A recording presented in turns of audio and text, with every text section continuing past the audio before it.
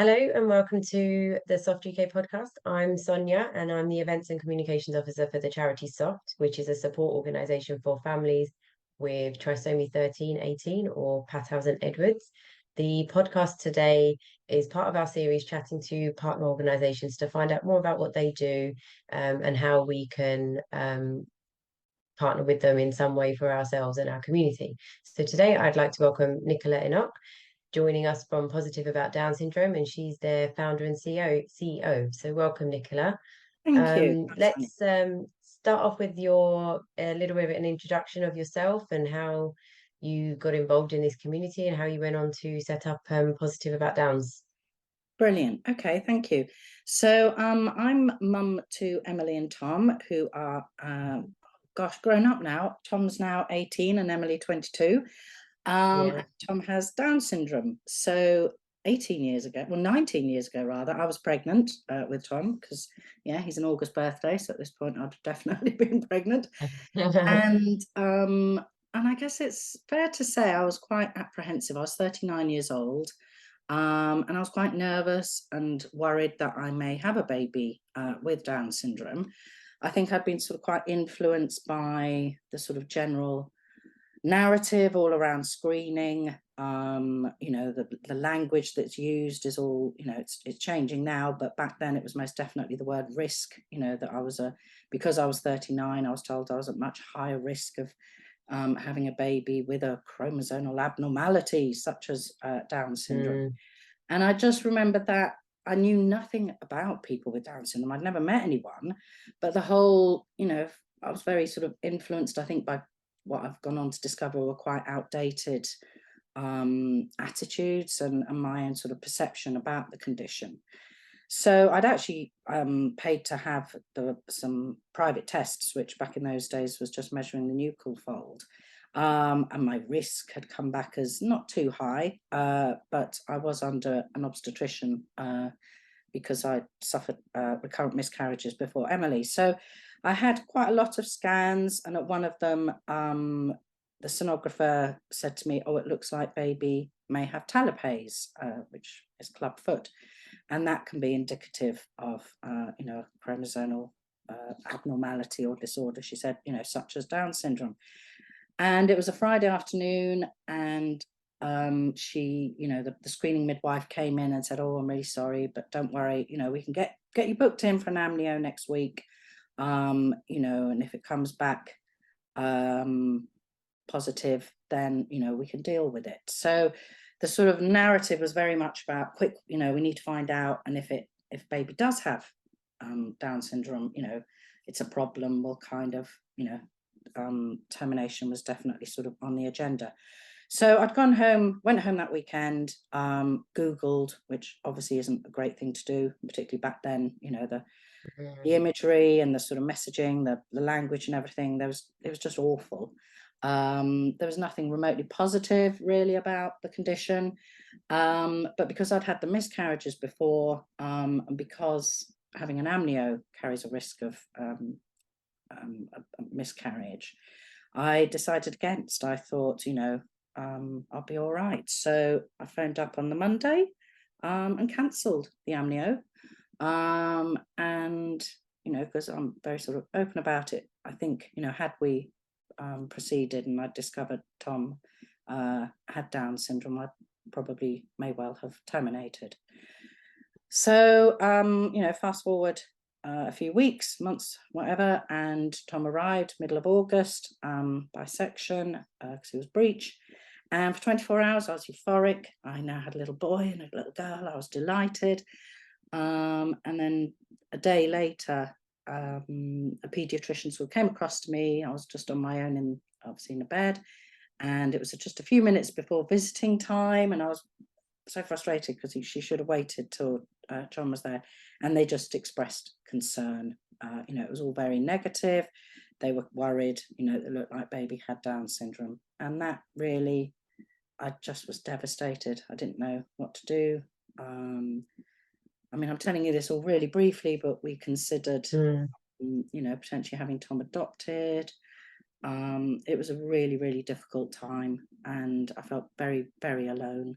But delighted to say we brought Tom home, and 18 years later, I can't imagine life without him. But that's where I came from. So it was real, a very negative experience. And briefly, over the next year or so, I formed a local group here in Warwickshire, where I'm based, and was just over the years kept meeting other mums like myself, who had a postnatal diagnosis and were struggling, didn't, had all these outdated images and so on. And so I started sort of getting involved a bit more at a national level and sort of seeing what was going on in the hospitals, and realizing that, the NHS website had very, it was littered with the word risk. The sort of representation of people with Down syndrome. I remember there was this awful sort of line drawing of a baby with these arrows all pointing out, sandal gap toe, palmar crease, low set ear, like you sort of characteristics you define of a dog or something. I just, so quite inhuman. And I just thought, gosh, it needs to be better than this. So I'd started off with a local group, and then thought I need to do something a bit bigger. And so PADS, Positive About Down Syndrome, was formed. Initially, it was just a website full of stories and photos, because I thought, I'd been so scared at the beginning. I thought, what on earth is our life going to look like? And it turns out it isn't that different, but I didn't know that. I didn't know if Tom was able to walk and talk and go to school, or if we'd ever go on holiday again, stuff like that. So that's where we started. Sorry, I don't go on, but it's just grown and grown. So we've gone from a website to now providing lots of information and support. But it's one of those, adversity comes great strength, and I was really in the depths of a bad place, and now a privilege to support a lot of women who are going through similar, I guess, which is rather sad that here we are all these years later, and it's not that much better. No, I mean, thank you so much for being so honest about your story. I think a lot of our viewers will really appreciate that. I appreciate that, because a lot of your thoughts, I can definitely relate to them when I had my experience as well. And, I think that does make a lot of parents feel isolated, because it's not always something you want to admit to yourself or to others, because you don't want to sound ungrateful or anything like that. But your situation is what your situation is, and having to get grips around it is hard as well. So you finding this outlet to set up this charity would have been amazing for other parents. And I guess the thing with the difference with Downs and Patels and Edwards is there's so much more information out there for Downs. There's so much more research done for Downs. It gives a bit more security, safety, I guess, for people that do find it. Hopefully that does change their perception of it once they've been given a diagnosis. Would you agree with that? Do you find that back then that we didn't, but now they've changed, that perception has changed? It is changing, undoubtedly, and I think, obviously, in Tom's lifetime, technology has moved on so rapidly, the internet and everything that you can access, social media, whilst it has its downfalls, it's really good, I think, for our community, because people can very quickly access, real life stories. There's so many people blogging, it's quite easy now to get an insight into other people's lives, and what life might look like and what it means to actually have the condition. And as you say, there's research around the sort of education for our children and young people that's sort of been undertaken. And that all helps, because you do need that sort of confidence and sort of, know how best to support your child, because, excuse me, all our everyone with Down syndrome will have a learning disability. So, and they do have various needs that, you need as a parent, and the teachers and so on who work with them need to understand how best to support and enable them. So, it does help, but there's not enough done.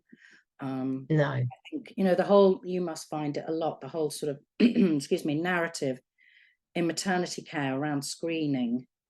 I think, I don't know what you guys think, but I feel there's a lot of room for improvement. We need to be giving expectant parents contemporary, accurate information, and it needs to be presented in a neutral, and I personally think Yes. respectful way. I find it quite offensive when I hear, someone refers to the likelihood of having my child, someone like Tom, as a risk, or, Yeah. I kind of realized a couple of years ago that the whole doctors define everything as they have a norm and the normal, and anything that deviates is abnormal and a disorder, Yeah.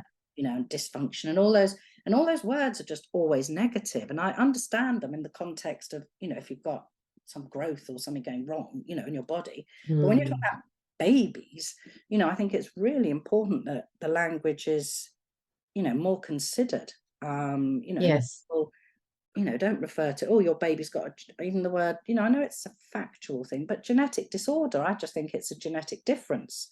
I look at my Yeah. children, one's got one more chromosome than the other, you know, Mm. and it is that It's whole, in, yeah.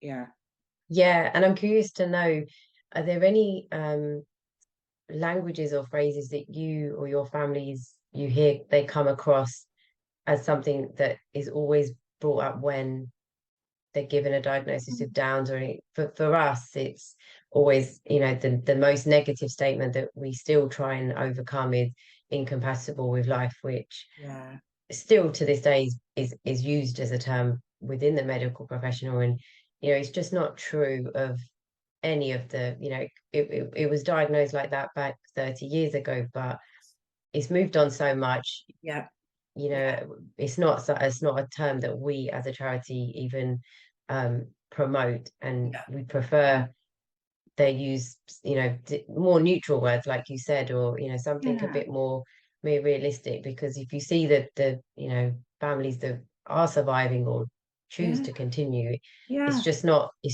interpreted like I that at know, and all. the thing So is, it has such a huge influence, such an impact on mm, expectant parents. A lot of these sort of, as I said, I'd never met anyone with Down syndrome, and yet there I was, terrified of having a baby with Down yeah. syndrome. And it was partly because of the whole medical language, this risk, the attitude. My obstetrician, I remember he'd written, I can't remember what the number was, I think it was 300-ish, the likelihood of a baby having, and Mm, he'd written it in red on the front of my folder, and he circled it every time I spoke to him. He said, are you happy about this? He was pushing for me to have an amnio. And I can remember my GP sort of, talking about, well, you can have a termination, post 24 weeks and stuff. And I was thinking, oh my gosh, all these things. It made me think that it must be awful to have the condition, and yet I knew nothing about it. So, I think mm, that attitudes really need to change, and people should be, needs to be less judgment, around quality of life, and also, shouldn't be assuming what the expectant parent should be doing. The obstetrician, yeah. it's not his place to be telling me, Mm, that I should even consider terminating. That's, I have very strong views that, that's a woman's right. yeah. Any pregnancy, and I do find it's wrong that when I was pregnant with Emily, no one mentioned it, and 3 years later, it's me again. Same dad, same situation. I've had a good pay rise and promotion at work, but they're now saying, "Oh, you might want to consider terminating this baby." And I'm thinking that Mm, actually undermined my autonomy as a woman. It's directive, and they bang yeah. on about being non-directive. And I think, for all our parents, when they're talking about, the likelihood of a baby having any genetic condition, it needs to be presented in a far more just a neutral, respectful manner. And then, Mm, hopefully signposted to organisations such as ours, where, we're sometimes accused of being too positive. I called the group Positive About Down Syndrome, because there's just been so much negativity for years, and I never mm, expected it to get quite this big.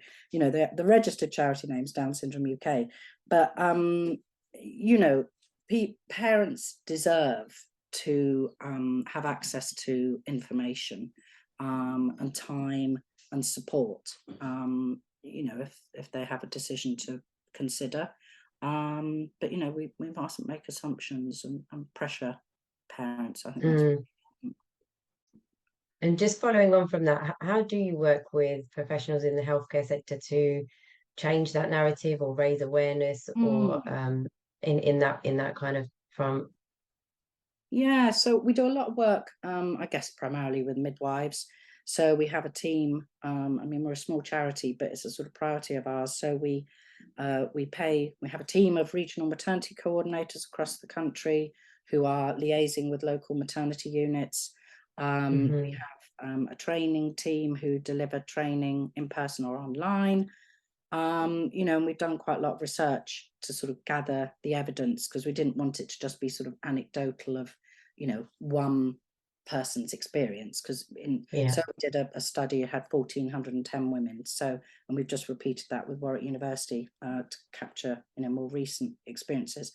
So we work very directly, with maternity units, providing resources, literally posters to put up in the screening rooms so that, parents can access our website, and we have closed Facebook groups for our families, and working directly with the medical professionals. We go to midwifery events. I met some of your colleagues at the British Journal of Midwifery conference I spoke at. So similar to yourselves, I guess. We try and really, and I think when you have the conversations with the maternity professionals, you can kind of see the penny drop, and I'm sort of going, oh yeah, that.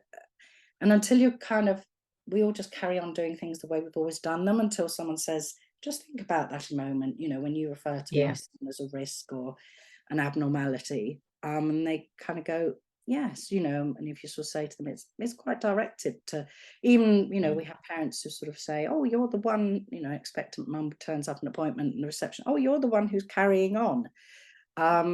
It's sort of like, it's slightly, My goodness. oh, that's polite. That's, you get them literally saying, why are you carrying on? Some obstetricians and midwives, really questioning people. So it's all about collaboration, and educating people. And the vast majority are really receptive and get it. And I guess, it's helped. We had a Down syndrome act went through Parliament last year, April 2022. So that's kind of given us a good platform on which to build as well. And what does that cover? Well, it's really about sort of ensuring, so obviously there's current legislation around equality, and that everyone's, that our children are entitled to a mainstream education and so on, and access to healthcare. But it's almost like that's the sort of the framework, but the flesh isn't on the bones. So, my son Tom went all through mainstream education, but none of the teachers had any training or knowledge around how to work with a child with Down syndrome. So it's actually sort of taking best practice and disseminating it. So it's kind of putting flesh on the bones, as it were, sort of. And around healthcare, what checks our children, there aren't enough sort of national pathways and so on. They're often regional ones, but actually, there should be best practice should be shared nationally. So that helps. And just moving on from that, what sort of support or resources do you offer your members on the charity, and how do you try and cater for all of your audiences? Because we have various groups that we try and we don't want to try and alienate anyone that does come to us, and we try and see it from everyone's perspective, although it's quite difficult, and make sure that, unless they don't come to us, we don't know who's been affected by it. So how do you try and offer, what resources do you it's offer? a challenge, isn't it? I guess we do a lot online, which is great if you're online, but obviously, we're very conscious not everybody is. So, we try, we find it difficult to reach dads, for example. So we recently commissioned, a series of Dads podcasts. But dads are quite tricky to engage with, because we tend to get, good uptake from, the mums, expectant women, and their mums. So we provide, I have to say, I'm really proud of it. I think it's excellent support. In the expectant mums group, we're completely non-judgmental. We have women join us who are considering termination, and we have women who leave us, to terminate, and that's their choice. And I'm still in contact with some of those women.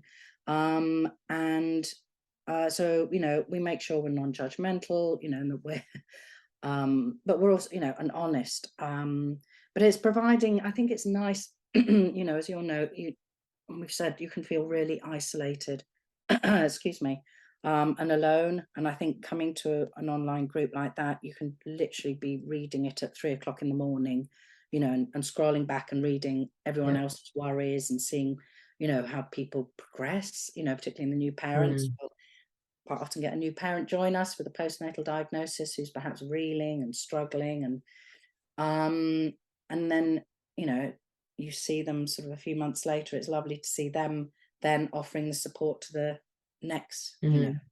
parents.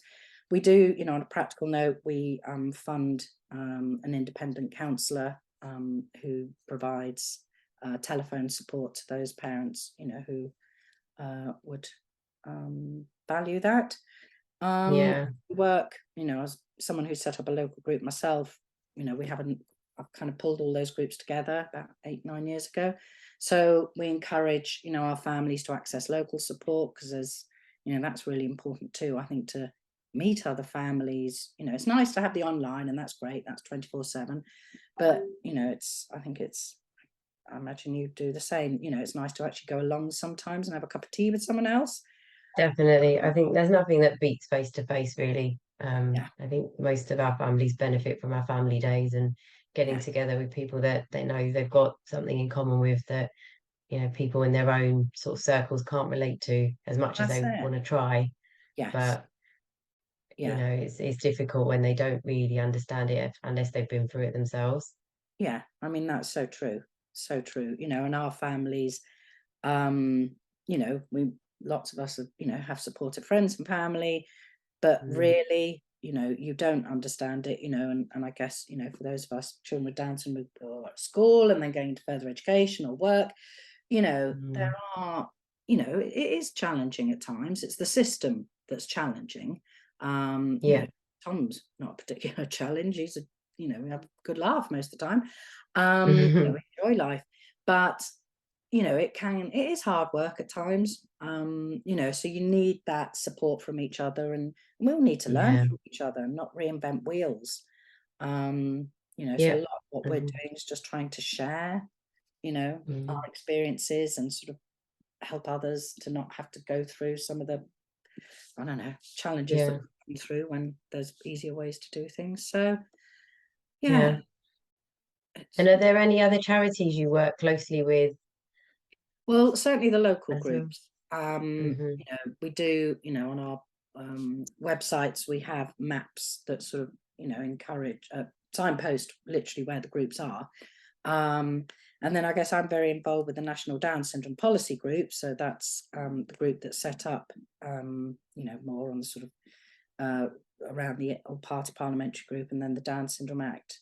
But yeah, I mean, the local groups are fantastic. There are, some Hmm. really, I've made great friends with folk who, run other groups, because they're all like, they're all other parents. So things get done because they get it and they can see the benefit. Yeah. Yeah. So Yeah. yeah, Definitely. which is great. And maybe we can finish off on just asking you, where do you think your charity will be in five years' time? Where would you like to see it? Um, oh, that's tricky. I suppose it's often, a Mhm. lot of what I've done is really just to plug gaps. And I think, and I guess, 2, 3 years ago, obviously, we're going through COVID, so there were a lot of gaps because the local groups weren't up and running. But now they're all back up and running. That's great because they're able to provide services and stuff. But we just want to keep reaching parents. We want to, I look forward to the day when a baby with Down syndrome arrives, and the first words that are said to a parent, are congratulations, and not, I'm sorry, I've got bad news. When Mm. screening results, or even, when the pediatrician came to me and said, "Oh, sorry, we're worried. It looks like your baby, has Down syndrome." So I really look forward to a time when medical professionals just, say, "Oh, your baby's gorgeous, blah blah blah.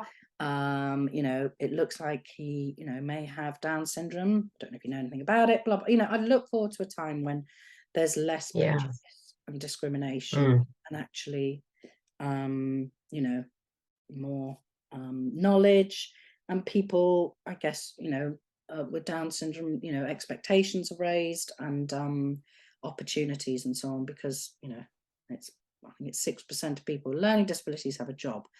You know, Mm. I'm certainly finding that now. My son Tom's 18 and left school and further education. There's no opportunities really, and you know, it's down to us to sort Mm. things out. So there's a lot to be done in society, but we're definitely, you know, progress. We're moving in the right way. So Yeah, and that's what you got to hope for. You just got to keep the word out forward. there, I guess, as well. Yes, Yeah. that's it. I appreciate your time today. Is there anything you want to add before we end off? I don't think so, Sonia. I'm just, you know, grateful Mhm. to connect with you guys. You know, obviously, we have expectant parents who join us, you know, who then perhaps discover their baby has Edwards or Pato. So we, you know, signpost to you. So it's really nice to know that, you know, Yes. you're reassured they're going to be well looked after, having now met and spoken with you a couple of times. So, no, I just Yeah, think, absolutely. you know, between us, we're doing what we can to sort of challenge attitudes, Yeah, keep the good work perceptions. going. And it's Yeah, definitely been an eye opener to know that, well, you know, your charity works very similar to our charity. We have the same sort of approaches to our members and sharing the same things with professionals. It's all the same sort of approach, just slightly different messaging, I guess, but yeah. that we're all under the same umbrella. For sure. No, it was Yeah. great. Thank you for the Well, opportunity. thank you, Nicola. Thanks to everyone for listening. We hope this has helped you to find out more about positive about Down syndrome. And whether you're an expectant parent, bereaved parent, family member, or a professional, if you need support or information, we're here for you. So please reach out to Soft, and our contact details can be found on the podcast player. Thank you so much again, Nicola, for joining us, and Pleasure. we'll hear our viewers next time.